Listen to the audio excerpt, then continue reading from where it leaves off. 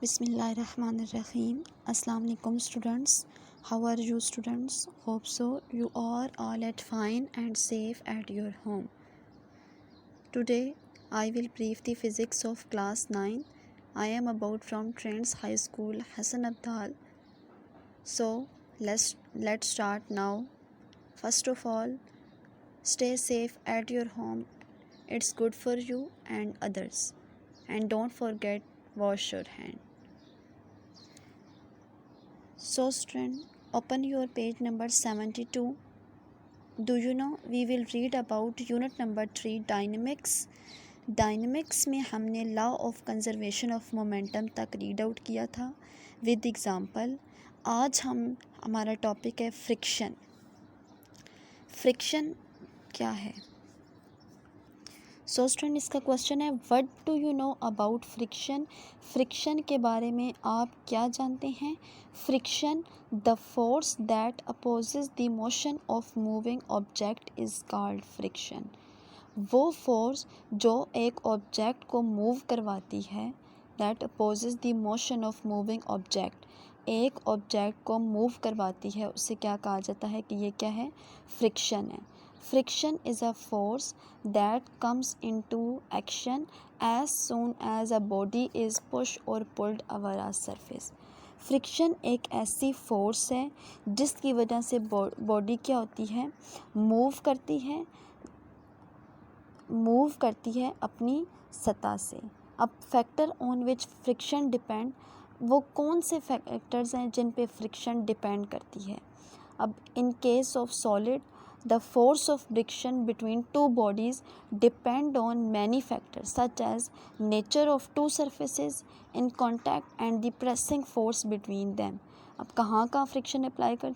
Force of friction दो bodies के दरमियान जो किस पे डिपेंड कर रही होती हैं? बहुत सारे फैक्टर्स पे, जो उसकी नेचर पे डिपेंड कर रही होती हैं कि कैसी नेचर है, उसकी सतह कैसी है. In contact and pressing force between them, और उसके अंदर कौन सी फोर्स प्रेस करने के लिए यूज़ की गई है. ठीक है, अब ये दो फैक्टर्स हैं, उसके एग्जांपल्स आगे आपको बताई हुई हैं. इसकी rub your palm over different surfaces such as table. For example, आप अपनी हथेली को क्या करते हैं? रब करते हैं टेबल के साथ, कारपेट के साथ, पॉलिश्ड के मार्बल के साथ, सरफेस ब्रिक के साथ, exact. You will find smoother is the surface. तो आपको क्या होता है? स्मूथ फील होता है. ठीक है, ईजियर इज़ टू मूव, और वहाँ पर आपकी हथेली ईजियर मूव कर सकती है.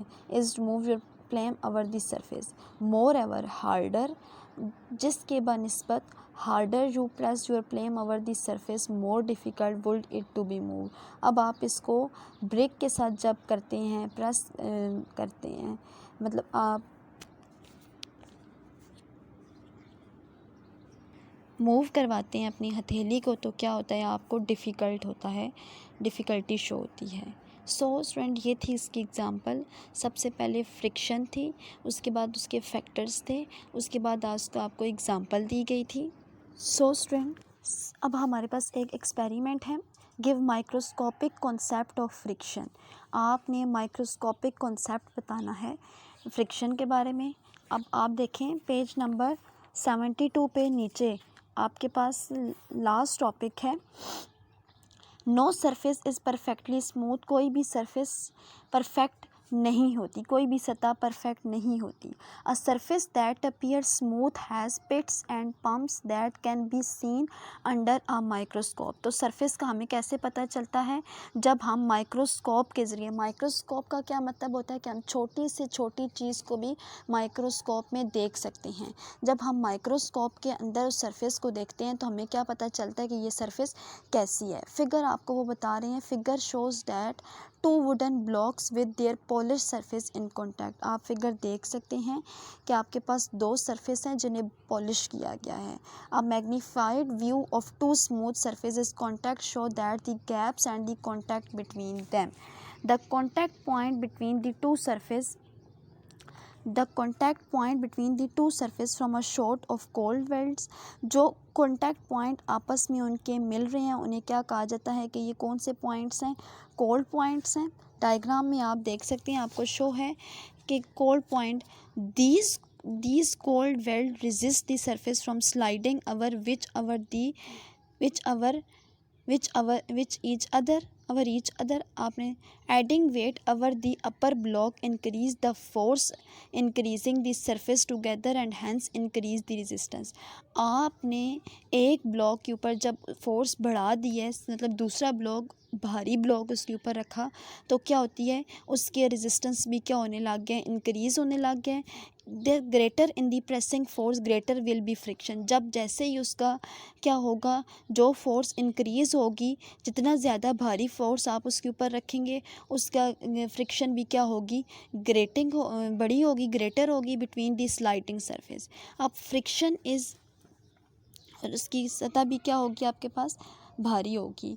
अब नेक्स्ट आपको बता रहे हैं, friction is equal to the applied force that tend move a body at rest. Next इस पैराग्राफ के ऊपर हेडिंग है, आपने लिखना है कोफिशिएंट ऑफ फ्रिक्शन.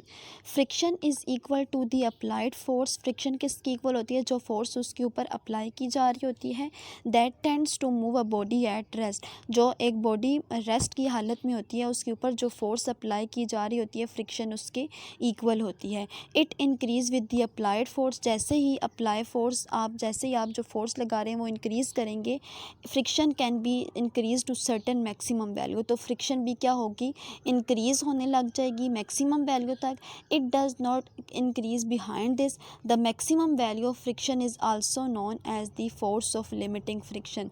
जो हाईएस्ट वैल्यू होगी फ्रिक्शन की, उसे क्या कहा जाता है कि ये क्या है, ये आपके पास है limiting force of limiting friction, force of limiting friction. अब इसका क्वेश्चन क्या है, what do you know about limiting force of friction.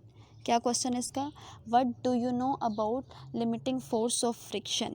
अब नेक्स्ट टॉपिक इसका आगे है, it depend on the normal reaction pressing force between the two surfaces contact. अब the ratio between the force of limiting fraction F S and the normal reaction. वो ratio जो limiting fraction F S और normal reaction R is constant. This constant is called the coefficient of friction. यानी limiting friction और normal reaction क्या है, constant है. उस constant को क्या कहा जाता है, ये क्या है, कोफिशिएंट ऑफ फ्रिक्शन है. और उसे कैसे रिप्रेजेंट किया जाता है. अब आपके पास है आगे, mu equals to F S by R. F S mean coefficient of friction. अब mu F S equals to, अब आपने क्या किया, एफ एस की वैल्यू निकाली. F S equals to mu R. If M be the mass of the block then for horizontal surface, तो M क्या है, मास है ब्लॉक का, तो R equals to M G. अब मतलब उसका रेडियस आपके पास कितना है, R equals to M G. अब आपने आर की वैल्यू पुट की है, F S equals to mu M G. तो आपके पास कोफिशिएंट ऑफ फ्रिक्शन क्या आ गए, F S equals to mu M G. अब नेक्स्ट है, अब आपके पास क्या है, अब क्वेश्चन इसका है, describe two situation in which force of friction is needed. अब फ्रिक्शन कौन सी ऐसी सिचुएशन है जब फोर्स ऑफ फ्रिक्शन की ज़रूरत पड़ती है. अब देखें, friction is needed to walk on the ground. अब फ्रिक्शन को जब हम ग्राउंड पर चल रहे होते हैं तब हमें फ्रिक्शन की ज़रूरत होती है. It is risky to run और wet floor with shoes that have smooth. अगर आप फ्लोर क्या होता है, वेट होता है, तो हमें क्या होता है, ये हमारे लिए बहुत रिस्की होता है कि हम उसे ध्यान से चल रहे होते हैं. अब athletes use special shoes that have extra ordinary ground grip. अब एथलीट्स जो होते हैं वो स्पेशल शूज़ यूज़ करते हैं. Such shoes prevent them for slipping. ये शूज़ जो हैं उन्हें क्या करते हैं, स्लिपिंग के लिए, स्लिपिंग से बचाते हैं और रनिंग फास्ट होती है. What will we do to stop our bicycle, we apply brakes. The rubber present against the rims provide friction. अब साइकिल की जो रबर होती है वो प्रोवाइड कर रही होती है friction. It is the friction that stops the bicycle. इसी फ्रिक्शन के बायस क्या होती है, बाईसाइकिल भी स्टॉप हो जाती है. नेक्स्ट अब देखिए, आपको क्वेश्चन ये बता रहे हैं, ये टेबल बना हुआ है आपके पास, coefficient of friction between some common materials. अब इसके ये coefficient of list coefficient of friction between some common materials. अब glass glass 0.9, glass and metal 0.5 to 0.7, ice and wood 0.05, iron and iron 1.0, rubber and concrete 0.6, steel and steel 0.8, tire and road 1, tire and road wet 0.2, wood and wood 0.25 से 0.6, wood and metal 0.2 से 0.6, wood and concrete 0.62। ये था student हमारे पास क्या है friction का topic, जिसमें आपने इसकी डेफिनेशन को रीड किया हुआ है, जिसमें आपने इसने फैक्टर्स को रीड किया है, देन आपने इसकी एग्जांपल्स को रीड किया है, देन आपने माइक्रोस्कोपिक एग्जांपल देखी है, देन आपने इसकी लिमिटिंग फ्रिक्शन देखी है, देन आपने कोफिशिएंट ऑफ फ्रिक्शन देखी है, उसकी एक्सप्लेनेशन थी थोड़ी सी। उसके बाद आपने बताया है कि फ़्रिक्शन को कहाँ पर यूज़ किया जाता है, मतलब फ़्रिक्शन की ज़रूरत कहाँ पर पड़ती है, और इसका टेबल को रीड आउट किया है। होप सो कि ये टॉपिक आपको क्लियर होगा। इस टॉपिक को आपने रीड आउट करना है और सेम एज़ इट इज़ जैसे आपको definition wise, example wise, explanation wise बताया गया है, इसी तरीके से आपने याद करके अपनी कॉपीज़ पर नोट डाउन करना है। होप सो कि आज का लेक्चर आपको क्लियर होगा। नेक्स्ट लेक्चर तक के लिए अपना बहुत सारा ख्याल रखिएगा, अपनी ख़ास दुआएं मुझे लाजमी याद रखिएगा। Take care of yourself, stay safe at your home. अल्लाह हाफ़िज़ स्टूडेंट्स।